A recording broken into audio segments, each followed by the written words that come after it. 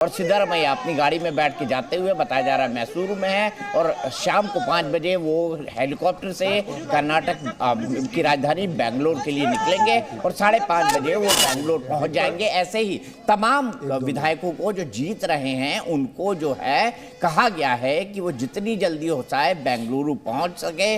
अगर कोई आंकड़ों में इधर उधर होता है, 19-20 होता है, फिर बदल होता है, हंग की सिचुएशन आती है, तो ये देखना महत्वपूर्ण हो जाएगा कि फिर तब कांग्रेस किस तरह की स्ट्रैटेजी बनाती है। लेकिन मैं एक बात आपको बताना चाहता हूं जो बहुत महत्वपूर्ण हो जाती है, बहुत ज़्यादा जो है वो सिग्निफिकेंट हो जाती है, वो ये है कि इन चुनाव के बाद जो है कांग्रेस किस नैरेटिव के साथ आगे जाएगी, उसका नैरेटिव जो है मजबूत हो जाएगा। और कांग्रेस से अभी जो विपक्षी दल है ना, जो कांग्रेस के आसपास घूमने में किसी तरह का परहेज कर रहे हैं या थोड़ी नानुकुर कर रहे हैं, तब कांग्रेस इस पोजीशन में आएगी कि वो अपने चारों तरफ बाकी विपक्षी दलों को खड़ा कर सके।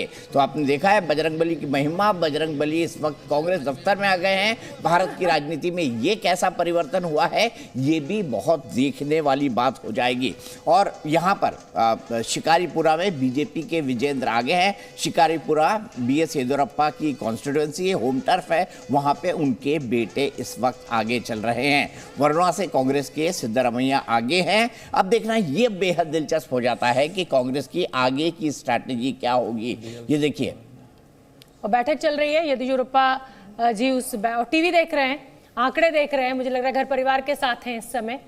प्रधानमंत्री नरेंद्र मोदी की तस्वीर भी हमें पीछे दिखाई दे रही है, ड्राइंग रूम घर का दिखाई दे रहा है और येदियुरप्पा जी इस समय नजर बनाए हुए हैं टीवी के ऊपर कि किस तरीके का से इस समय बीजेपी का प्रदर्शन चल रहा है, क्योंकि जिम्मेदारी जो थी वो येदियुरप्पा जी के ऊपर ही थी। और बसवराज बोम्मई मुख्यमंत्री का चेहरा जरूर है, लेकिन माना ये जाता है बीजेपी में कि येदियुरप्पा का जो अनुभव है वो बीजेपी के लिए एक चमत्कार साबित होगा। लेकिन वो चमत्कार इस समय शुरुआती रुझानों में तो नहीं दिखाई दे रहा। और लीजिए, कांग्रेस एक बार फिर से 116 हो गई है। कुल मिलाकर बीजेपी जो है वो यथास्थिति पर बनी हुई है, 75-77 ऐसे ही चल रही है।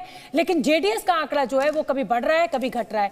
जो बढ़ रहा है तो कांग्रेस का कम हो रहा है और घट रहा है तो कांग्रेस का बढ़ रहा है। कुल मिलाकर ये जो मनोज भी कह रहे थे कि सीधा सीधा जो नुकसान जेडीएस को हो रहा है वो कांग्रेस को फायदे के रूप में इस आंकड़े में दिखाई दे रहा है।